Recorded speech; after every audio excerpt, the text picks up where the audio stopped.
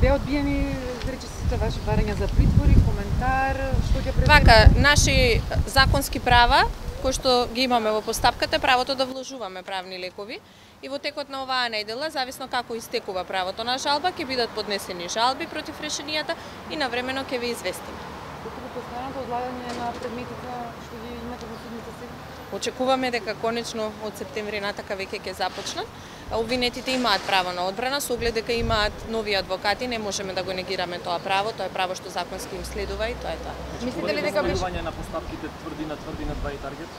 Тврдина 2 со таргет и тврдина не, а за тврдина и таргет поднесено е веќе едно обвинение, така што таа постапка е веќе споена. Кои се образложенијата за одбивањето на вашите барања? Ги добивте ли? Различни се, да, ќе ви известиме дополнително кога ќе ви информираме за сите жалби, ќе ви информираме и за причините поради кои се одбиени нашите барања. Ви благодарам. Господине Груевски, може ли кажете ќе изјава? Веќе долго време одложувате.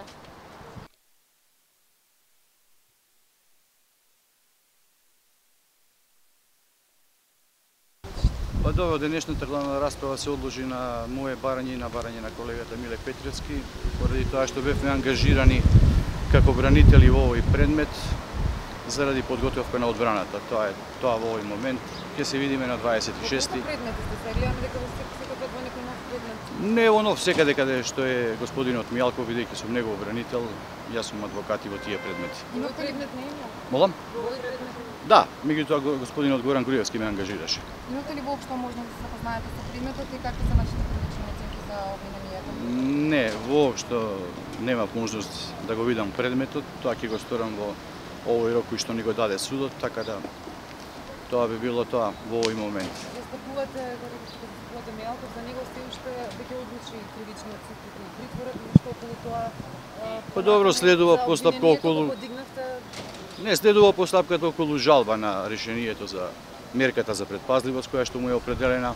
Потоа, нели знаете, по процедура треба да се оцени обвинителниот акт, па да видиме по приговор како ќе одлучи судијата, односно советот што ќе треба да одлучува по оценка на обвинителниот акт. Ќе поднесете приговор? Ќе апсолутно, да. А го погледнавте, го добивте обвинението? Да. Во овој момент не можам да го коментирам тоа. Би било несериозно од моја страна. Каде ќе се влете во иднина како адвокат?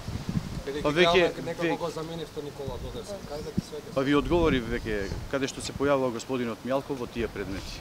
Па други лица може? Не. Ако некој ме ангажира дополнително, приватно нормално. Тоа би било тоа. Благодарам.